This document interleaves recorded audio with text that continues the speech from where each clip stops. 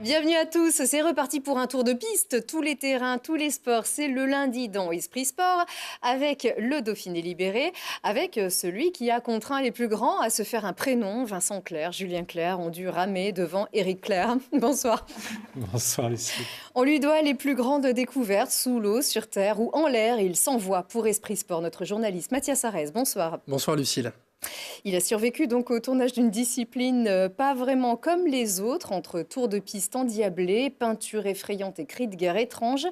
Et leur nom, n'en parlons pas. Alors si on vous parle du roller derby ce soir, c'est parce que les cannibales marmottes sont là. Bonsoir. Bonsoir. Quelques jours avant l'étape du championnat de France, j'irai jamais sur votre championnat de France que vous organisez à la Halle Clémenceau. Alors dans l'ordre et de mémoire, Justin Fury, Molle Torpille, Belliqueuse et Lou Vatac sont avec nous. Vous allez voir, ça va déménager dans quelques minutes. Pour l'instant, c'est bien sûr l'actu en images avec une petite sélection de Télé Grenoble Zap de la semaine. Salut, c'est Romain Bardet et bienvenue sur Esprit Sport. La mauvaise opération pour le FCG Rugby. En déplacement à Toulon à 1 point derrière Grenoble, les Grenoblois qui menaient pourtant à la mi-temps 3-0 ont craqué en seconde. Défaite 22-3 à Mayol. Toulon prend le bonus offensif et le FCG bascule en position de relégable avant-dernier de top 14. Remake de la finale de l'an dernier, mais scénario inversé. Face à des Britanniques tombeurs de l'équipe de France, les Américains ont montré les crocs. Victoire 4 matchs à 1 en finale des Master U. C'est le 8e sacre pour les États-Unis. C'était l'affiche de gala de cette 16e journée de Ligue 2. Le leader, le FC Metz au stade des Alpes et un GF 38 qui a tenu ses promesses. Après une ouverture du score messine litigieuse, les Bleus ont montré du répondant. Résultat, un but partout et statu quo en haut du tableau de Ligue 2. Grenoble reste 5e. Première foulée et première victoire pour Martin Fourcade et son relais mixte tricolore champion olympique en titre. Avec Anaïs Bescon, Justine Breza et Simon Détieux, Fourcade et les Bleus s'imposent à Pokljuka et marquent les esprits dès la reprise de la Coupe du Monde de biathlon.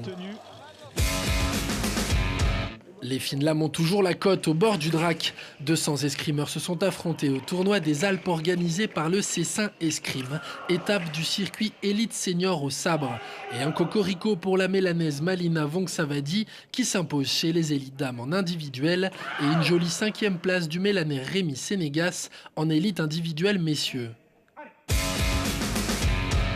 Et comme nous sommes tous de grands enfants, le coup de cœur de Télé Grenoble, c'est le frisbee de haut niveau. Et les filles tiennent les promesses du Club Monkey Ultimate et de Disc Golf de Grenoble, qui organisait la phase allée du championnat de France féminin région Est. Les Grenobloises manquent le podium d'un cheveu. Elles sont 4e, ce sont les Disjonctées de Dijon qui s'imposent devant Lyon. Ah là là, le gadin du FCG à retenir, ce FCG qui était tellement dans le coup en première mi-temps.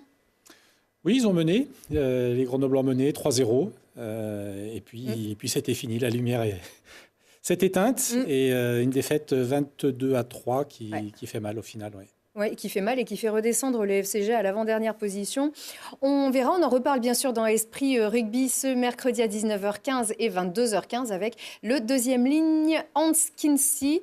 Et l'autre fait marquant, c'est dans le chiffre de la semaine.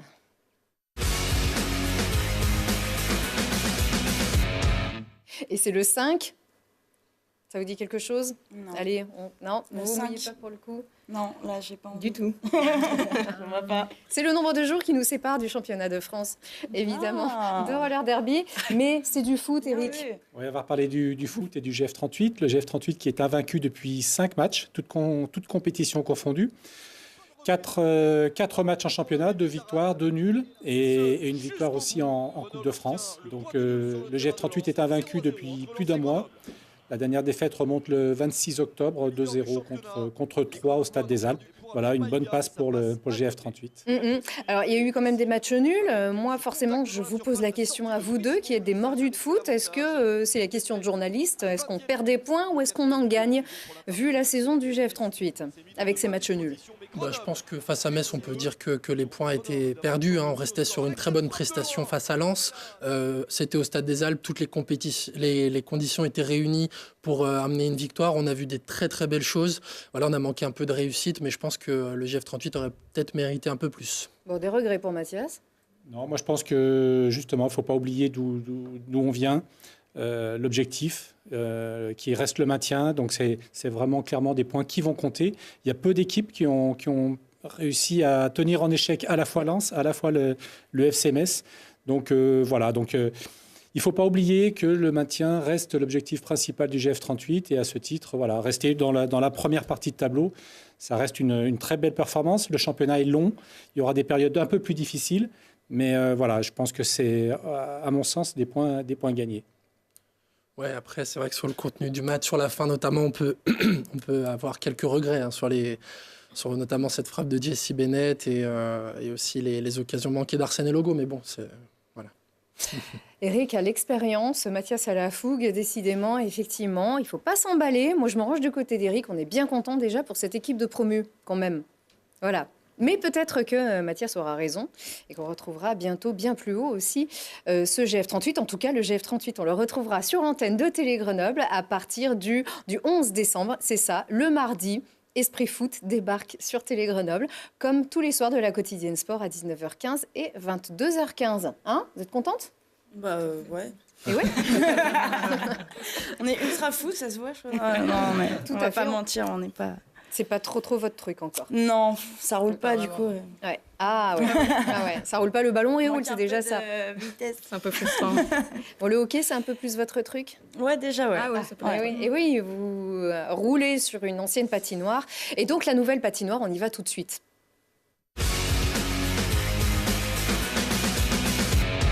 Vous retrouvez les brûleurs de loups. Ils déroulent, les brûleurs. Oui, on parlait du chiffre 5. C'est un chiffre qu'on aurait pu attribuer aussi aux brûleurs de loups, puisqu'ils restent sur 5 victoires consécutives, quant à eux. 5 victoires importantes, surtout des victoires à l'extérieur, à Lyon, à Bordeaux, à Rouen, surtout. Et voilà, La donc, seule défaite de Rouen, on le rappelle, dans ce championnat. Tout à fait, qui caracole en tête, qui survole le championnat. Et donc, voilà, les BDL traversent une excellente période, comme leurs homologues footballeurs. Et là, ils vont repasser au révélateur ce mardi, puisqu'ils retournent à Rouen, comme ils l'ont fait il y a quelques jours. Et il y a encore un gros test qui les attend. Ouais, un match clé, celui-là. Alors, clé, oui et non, parce qu'on sait que cette saison régulière, voilà, c'est encore pas le dénouement. On attendra les playoffs pour tirer vraiment des conclusions. Mais c'est un match important qui va permettre aussi aux Grenoblois de s'auto-évaluer encore une fois.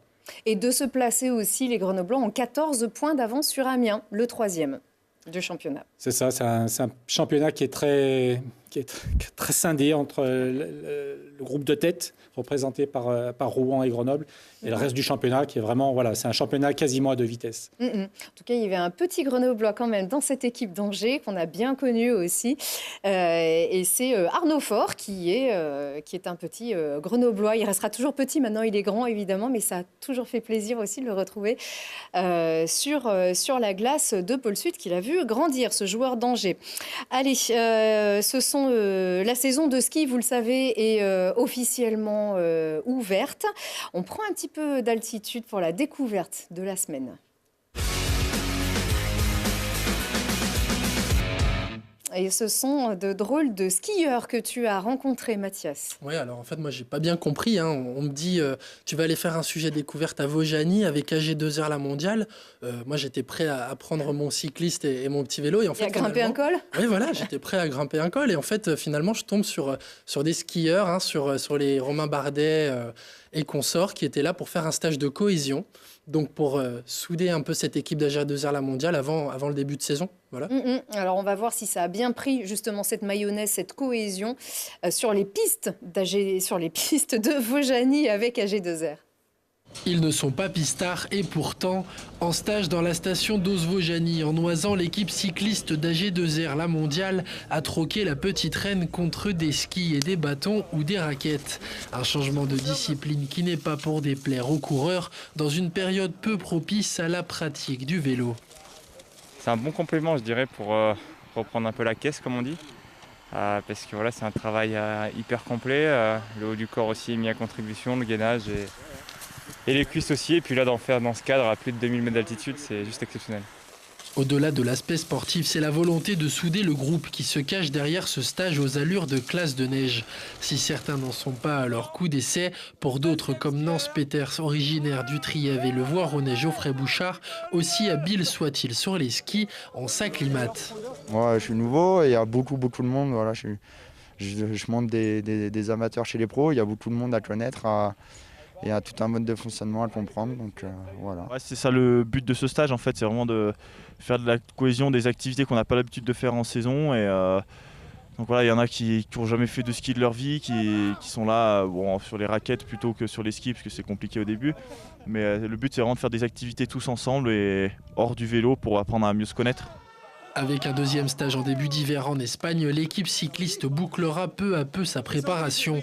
Objectif, être près du leader aux équipiers pour le Tour du Haut-Var fin février 2019.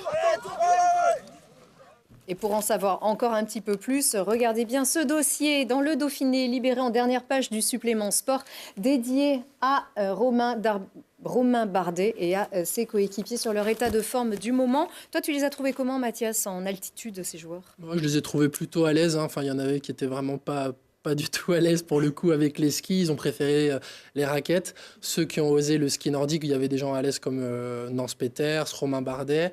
Les autres, c'était pas trop ça. Il y a un Belge qui s'est pas mal cassé la figure et aussi Pierre Latour qui avait un bel œil urbain noir. Pardon. Bon, faut pas qu'ils aillent se blesser quand même.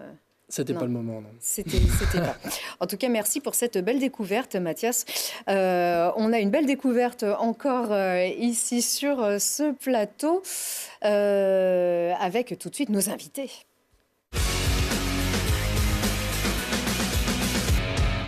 Parce qu'on roule encore comme les AG2R, mais avec un tout autre style, un style carrément à elle. Vous pouvez le voir déjà ici, un style qu'elle porte avec les couleurs, bien sûr, du club. Alors, à la fois, ça fait rire et ça fait pas rire. Qui sont donc les Cannibales Marmotte?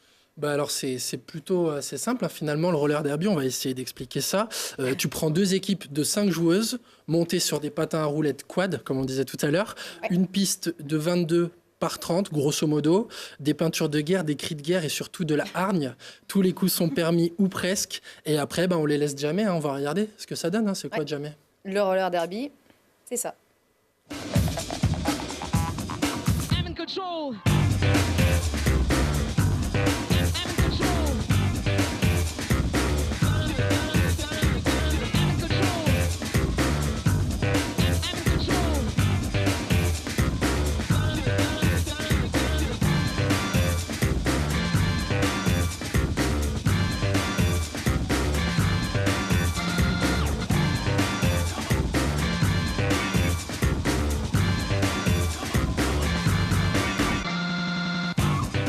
Et voilà, c'est ce qui vous attend à la Halle Clémenceau samedi et dimanche avec une étape du championnat de France. J'irai jamais sur votre championnat de France.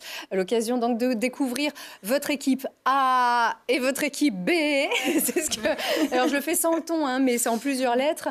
Il y a plusieurs divisions. Donc l'élite, la nationale 1 où joue votre équipe A et la nationale 2 où joue votre équipe B. Est-ce que c'est ça? Tout à fait. C'est exactement ça. Je crois que vous avez tous dit, c'est bon. Ouais, voilà, merci, au revoir. C'était très bien dit, merci. Alors non, parce que justement, on a plein de choses à apprendre. Donc Justine, on révèle votre vraie identité. Non, allez, Justine Fuy, c'est ça? C'est ça, oui. Bonsoir. Oui, donc ce week-end, 8-9 décembre, championnat de France de roller derby. Donc là, c'est la première fois qu'on organise un plateau, en fait, dans le cadre du championnat de France, bien sûr. Et d'où le petit clin d'œil du titre extra long. On l'a fait en pensant à tous les journalistes.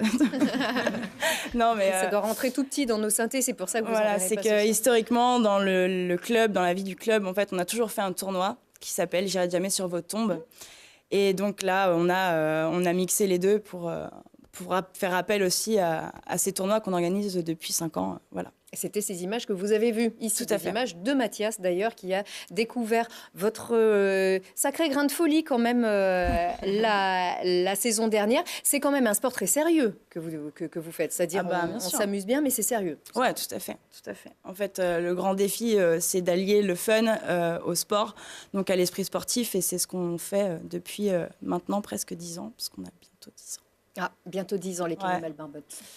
Un sport sérieux parce qu'il y a de la compétition, mais aussi l'année dernière, vous avez décidé d'adhérer à la Fédération mondiale. Alors ça s'est passé à travers un meeting, celui dont vous parliez, où vous deviez affronter une ou plusieurs équipes étrangères. Pourquoi avoir fait le choix de rejoindre cette Fédération mondiale finalement ? Alors c'est la WFTDA, ouais, donc c'est une fédération qu'on a voulu rejoindre pour tout un tas de raisons, c'est qu'elle porte les valeurs du roller derby féminin. C'est une ligue aussi, enfin c'est une fédération féminine. Qui a une belle histoire, donc on était très intéressés pour la rejoindre, et ça nous permet après, dans le sens plus pratique, de rencontrer des équipes européennes notamment, et c'était un souhait qu'on avait avec l'équipe à terme aussi, de pouvoir élargir un peu les horizons des matchs et voilà, rencontrer des équipes étrangères européennes. Vous avez évoqué le côté fun de la discipline. Oui. Est-ce que par définition ça vous aide à être prise au sérieux ?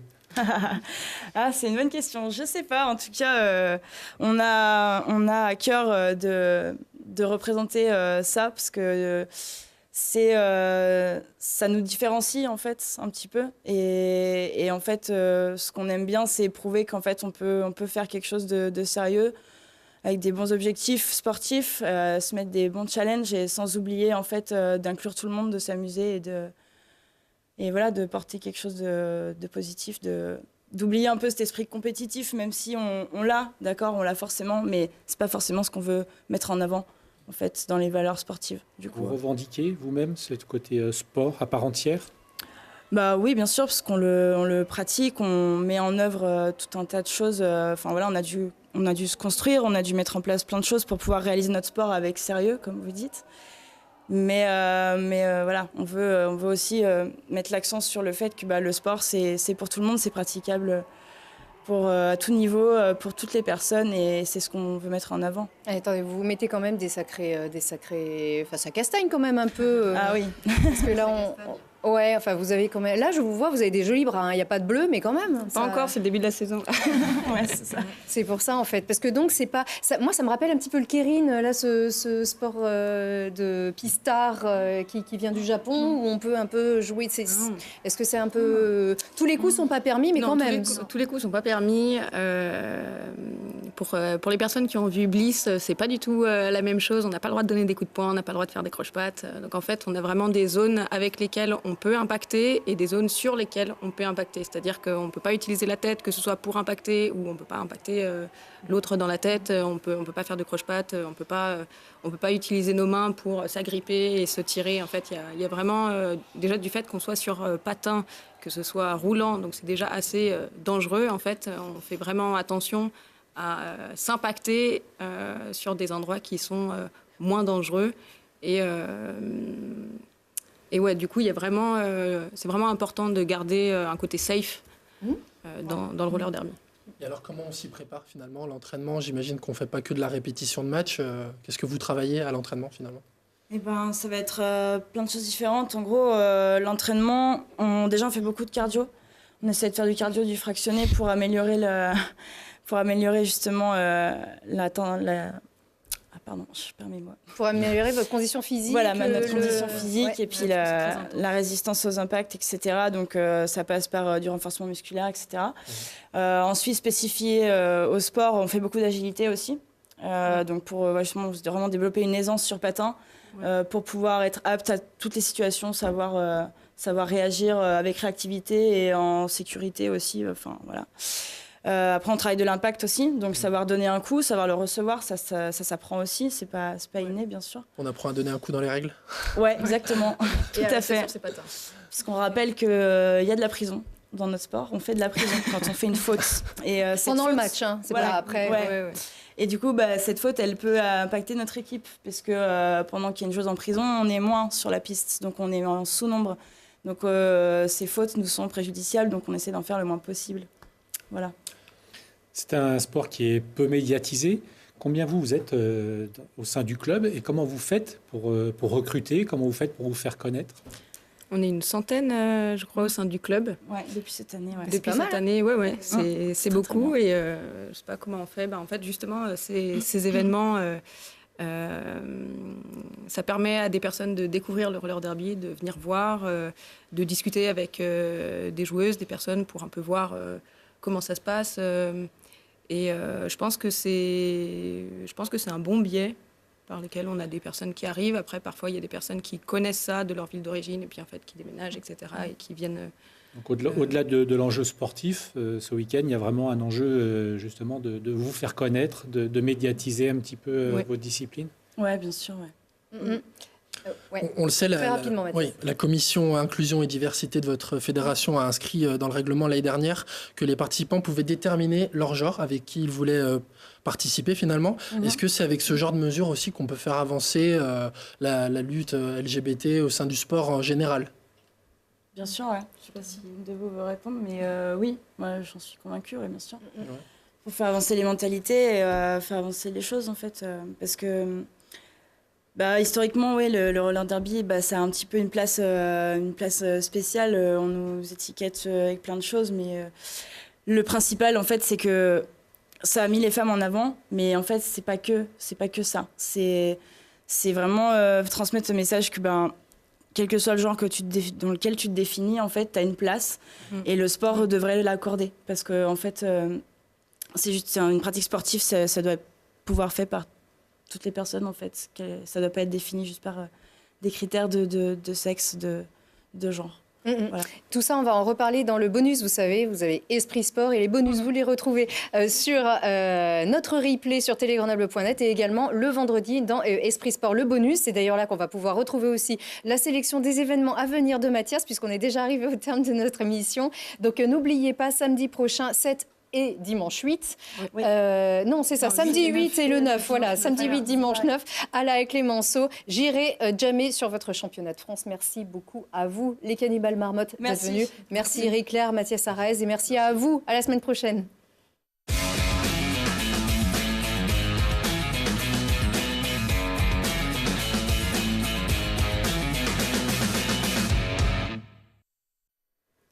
Esprit Sport, le bonus en compagnie des Cannibales Marmottes, les pros, quand même, sur Grenoble, du roller derby, avec Eric Claire, avec Mathias Araez, journaliste au Dauphiné Libéré et à Télé Grenoble, bien sûr. En marge de ce championnat de France que vous organisez, cette étape du championnat de France de roller derby à la Clémenceau, les 5, on va y arriver, les 8 et 9 décembre prochains. Le roller derby et les Cannibales Marmottes, un club, comme on dit, féminin plus. Ça veut dire quoi, féminin plus? Ça veut dire quoi? Ça veut dire que c'est une équipe féminine, mais qu'on inclut et on acceptera volontiers toutes les personnes qui se revendiquent du genre féminin. Voilà, quel qu'il soit. C'est-à-dire, on ne va pas... j'ai vu, je vois ça, les personnes qui ne se revendiquent pas de genre... les personnes qui se revendiquent de genre non-binaire. Ouais. C'est-à-dire, peu importe, je suis un garçon, je suis une fille, non, je viens jouer avec vous. C'est-à-dire que, pour schématiser, on va plutôt prendre le principe que... vous êtes une personne et que si vous vous ressentez plus comme une femme, vous aurez le droit de venir jouer avec nous. Même si génétiquement sur le carte d'identité, il y a écrit homme. Oui, alors ça doit faire débat quand même, peut-être chez vous. On sait que vous êtes une centaine parce qu'à l'origine, c'était un sport féminin qui est très intimement lié à l'émancipation des femmes. C'est un sport qui est né aux États-Unis et qui était réservé aux femmes. Oui, alors... historiquement, ça a été remis au goût du jour par des femmes aux États-Unis. Mais cette question-là, elle est aussi présente là-bas, en fait, depuis un moment. Enfin, c'est des questions qui arrivent, en fait, avec le courant de la pratique et puis les cercles sociaux dans lesquels ça évolue. Et en fait, nous, on est plutôt fiers de faire partie d'un sport qui reconnaît ça, qui accepte ça et qui, en fait, c'est de faire avancer les choses. Et voilà, c'est plutôt positif. En fait. C'est les valeurs. On accepte tout le monde, quoi, qui que vous Voilà. soyez, en fait, c'est un peu ça. Oui, Mathias. Oui, on le sait, la devise de ce sport, c'est par les joueuses, pour les joueuses. Quelle est la part de militantisme dans ce sport à Grenoble? Je vais laisser Marie répondre.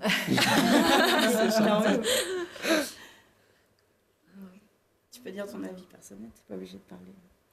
Est-ce qu'elle existe? Ça veut dire, est-ce qu'il y a des filles qui viennent, qui viennent aussi pour la part de revendication, en fait?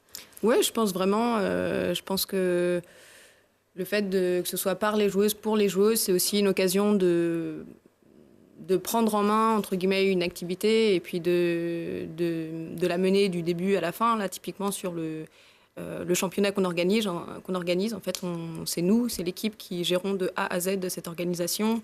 Ce qui est assez conséquent parce qu'on accueille 6 équipes sur 2 jours et on tient aussi, on gère l'hébergement, tout ce qui est de l'alimentation, etc. Enfin, c'est vraiment, on gère de A à Z cet événement et puis le reste du temps, on est en auto-coaching, donc c'est les joueuses qui, on se coach entre nous, donc forcément il y a des joueuses qui sont un peu plus expérimentées, qui vont coacher celles qui le sont un peu moins et on s'auto-forme là-dedans. Et donc oui, c'est vraiment une occasion et une possibilité pour vraiment se prouver à soi-même et aussi un peu en quelque sorte aux autres qu'on est capable de vraiment de prendre quelque chose en main et de le faire de A à Z et de le faire d'une manière à la fois sérieuse mais fun. C'est vraiment des beaux moments qu'on passe ensemble et puis je pense que ça se ressent et on le voit notamment par l'augmentation des personnes qui veulent venir essayer le roller derby. Voilà. On connaît dans certaines disciplines, dans certains sports, les difficultés à trouver des moyens. Est-ce que vous arrivez à expliquer votre démarche, à être comprise? De plus en plus, oui, en fait. Mais effectivement, c'est encore récent, c'est encore nouveau. Oui. On est quand même assez soutenu par la ville de Grenoble et ça, on doit le dire parce que c'est vrai que sur ces 3 dernières années-là, notamment, on a eu des bons dialogues et ils comprennent notre démarche, comme vous dites. Enfin voilà, c'est en train on est en train de se faire entendre. Il y a la semaine du sport féminin aussi, on a pu y participer et on a été très contente de le faire. Ça amène du débat, ça amène de la découverte et des échanges et ça, c'est important de le faire pour nous comme pour les autres, je pense. Et après, c'est encore compliqué en termes de moyens financiers, etc. C'est pour ça qu'on fait plein de choses par nous-mêmes, parce qu'on ne va pas attendre que ça nous soit apporté sur un plateau. On préfère se donner les moyens de le faire, et voilà. En gros, c'est un peu ça. Exactement. Donc c'est quand même une grosse épreuve aussi. Eric, tu m'avais interpellé sur le nombre d'arbitres aussi. C'est plein d'arbitres en fait. Oui, il y a beaucoup d'arbitres. 700 patins, 1100 patins. C'est quand on a un gros schéma. C'est vrai que ça peut impressionner par rapport à d'autres sports. Hein. Il pourrait par rapport au rajouter nombre de joueuses qu'il y a sur le terrain. Non, mais oui, c'est ça. Mais c'est assez important parce que dans le roller derby, les phases de jeu sont très instantanées et tout se passe en même temps. Donc pour qu'on ait vraiment une vision claire de ce qui se passe, pouvoir contrôler donc les fautes, donc les mauvaises actions de jeu, puisque vous n'avez pas que les coups illégaux, il y a aussi des zones légales de jeu, il y a énormément de choses à regarder. Donc pour pouvoir faire ça, ils ont mis en place une équipe d'arbitres assez conséquente. Ouais. Et donc il y en a surtout 7 en patin. Et eux sont vraiment autour de la piste et suivent donc les actions de jeu en simultané, en fait, en même temps que les phases de jeu se déroulent. Donc vous avez notamment 2 arbitres, donc un pour chaque attaquante. Donc voilà, ils vont être vraiment dédiés à l'attaquante et ils vont regarder que ce qu'elle fait. Parce que dans le roller derby, l'attaquante, donc, qui est la jammeuse, celle qui a l'étoile sur le casque, elle va vraiment... Il y a qu'elle qui peut marquer des points, et donc ses actions de jeu déterminent énormément de choses. Donc elle a un arbitre dédié sur ses actions de jeu à elle.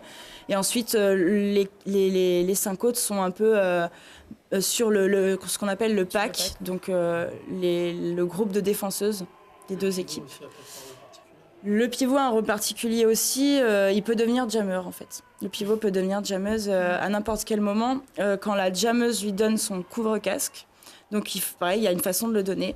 On ne peut pas le lancer, il faut vraiment qu'il soit dans la main de la jammeuse et que la pivot le prenne. Donc ça, c'est quand même vachement difficile à regarder quand on est tout seul, par exemple. Et donc toutes ces petites actions-là font que, il y a besoin de beaucoup d'arbitres. On a vu aussi beaucoup de fantaisie capillaire, forcément, ça fait partie du truc. Je vois pas de quoi vous parlez. On le voit, mais on a quand même Moltorpi, c'est ça, ouais, qui est là aussi pour nous montrer que on peut aussi, voilà, porter aussi ces beaux cheveux bruns, voilà, et faire du roller derby. Juste un petit mot, la belliqueuse, c'est ça? C'est vous qui choisissez vos petits noms? Oui, on les choisit la plupart du temps, mais des fois, ça peut être les autres joueuses qui nous donnent nos derby names, du coup, donc nos noms de derby. Et voilà, donc ça... On peut accepter ou pas. Oui, on a le droit de le refuser. Parce que des fois, on ne l'assume pas forcément. Belliqueuse, ça vous va bien? Oui, Ouais, je l'ai d'accord. choisi moi-même. Voilà. Tant mieux. Voilà. Donc voilà, ça peut être par rapport au prénom, au nom de famille, par rapport à une caractéristique physique, à une activité autre que le roller, une personnalité. Ça peut être par rapport à plein de choses, même par rapport à rien. Une soirée qui finit mal. Voilà, tout à fait. Donc peu importe. Le nom que t'as pas choisi du coup. Oui. Voilà, souvent c'est le nom qu'on nous donne en fin de soirée. Mais voilà, donc, et aussi ce nom il doit être unique au monde, donc on a des listes de noms vraiment mondiales et on doit s'assurer quand on choisit son nom qu'il est bien unique. Et oui. Ah ouais, c'est comme presque. Enfin, ouais. le raccourci il est super mal fait, mais c'est les danseuses du Crazy, je crois que c'est pareil. Hein, c'est voilà, elles portent aussi des noms aussi un peu dingues. Éric Leclerc, je sais pas s'il est. Eric Lafoudre. La Foudre, pardon. Éric Lafoudre. Je sais pas, vous vérifierez si c'est pris ou pas. Ok, Mais on voilà, vérifiera, Mathias, on n'a pas encore trouvé, mais bon, nous aussi, on va avoir nos noms puisqu'on adhère bien à vos valeurs là, en tout cas. Merci beaucoup de nous avoir dit tout ce qu'il faut savoir avant cette étape du championnat de France. J'irai jamais sur votre championnat de France. Samedi 8 et dimanche 9 décembre à la Halle Clémenceau. Merci beaucoup, les filles. Oui, juste que c'est une entrée gratuite. Ouais. Je trouve que c'est important de le dire. Ouais. Donc C'est voilà, sympa. faut vraiment pas hésiter si vous voulez découvrir le sport. Voilà, l'entrée est gratuite et c'est toute la journée en continu. Il y a des matchs. Très bien. Et rien que pour notre ingé son Mathias, votre cri de guerre, on peut l'avoir? Bien sûr. Allez, lâchez-vous. Cannibale, marmotte, cannibale, marmotte, cannibale, marmotte. Voilà, ça c'était la petite surprise. Merci beaucoup. Et beau championnat, bel événement à vous. Merci encore, messieurs, d'avoir été là. À très vite.